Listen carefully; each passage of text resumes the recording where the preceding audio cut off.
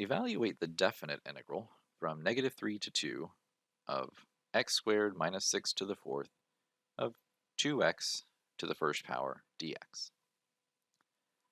In order to do a definite integral that's going to involve substitution, what we have to consider is that if we change the variable of integration, then we're also going to have to change the bounds of integration. And it's very easy to do. Let's go ahead and get started. The first thing that we do is just follow our steps of substitution. So we pick some value of u, so some function of u, that is an inner function of the integrand. So x squared minus 6 is the obvious choice. Its derivative is 2x dx, which is great because that actually matches perfectly what I have right here. So when I substitute, this is going to become x to the sixth, or sorry, x squared minus 6 to the fourth will become u to the fourth. And then the 2x to the first dx will just be du. Now, the endpoints of integration will also change. So when I substitute, I am making a function u of x. So this right here isn't just u, it's actually u of x.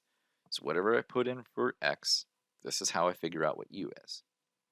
So if this variable says I'm integrating with respect to u, my endpoints have to also be variables that match. They have to be u. So it's simple to do. We just say u of the lower bound would be -3 squared minus 6, which would be 9 minus 6, or 3. So the lower bound, the new lower bound is 3. U of +2 is going to be 2 squared minus 6, which is 4 minus 6, or -2. Now, if you'll notice, we sort of have a situation where we have a lower bound that's larger than an upper bound. Physically, that might not make a whole lot of sense, but mathematically, that's perfectly fine.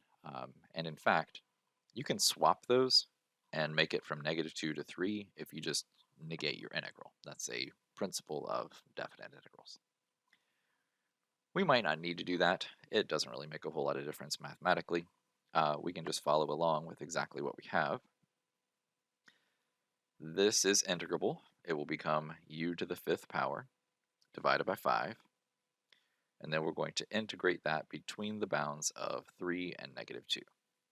So what that means is I'm going to take -2 to the fifth power over 5 minus 3 to the fifth power over 5. So -2 to the fifth, I believe that's 32, but let me just double check.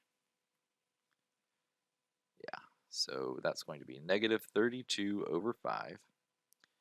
3 to the fifth, I don't know that. 243. So minus 243 over 5. And let's see, 243 plus 32, 275, and that is divisible by 5, so 55. So it's actually -275 over 5, which is -55.